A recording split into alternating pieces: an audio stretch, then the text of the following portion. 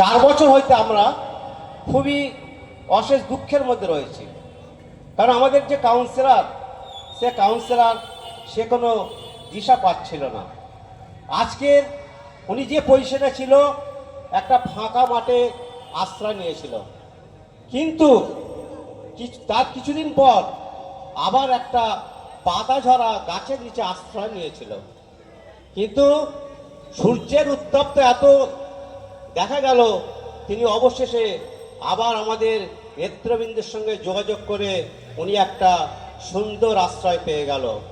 এই মনোরম দৃশ্য ও সুমধুর বাতাস এইসব পেয়ে কিন্তু কাউন্সিলরকে ভুলে গেলে হবে না।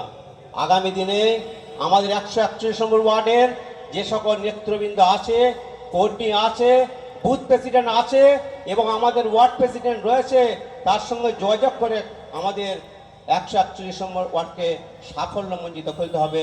এটাই ওনাকে আমাদের এখানে শপথ নিতে হবে যে আমরা যে পিছিয়ে গিয়েছি, আমাদের 141 নম্বর ওয়ার্ড যেভাবে পিছিয়ে গেছে, আমরা যেভাবে অসহায় হয়ে রয়েছি, আমাদের রাস্তা ঘাট নর্দমা আর ড্রেন, আমরা খুবই কষ্টের মধ্যে রয়েছি।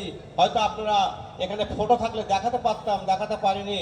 যাই হোক, আমি কিছুদিন আগে এই সকল করুণ দৃশ্য দেখে আমি এবং আমার কিছু ভাই আমার এই 139 নম্বর ওয়ার্ডের কাউন্সিলর বাচ্চুদার সঙ্গে কিছু আলোচনা করেছিলাম যে আমরা কি অবস্থায় রয়েছে, আমরা কিভাবে এগোবো।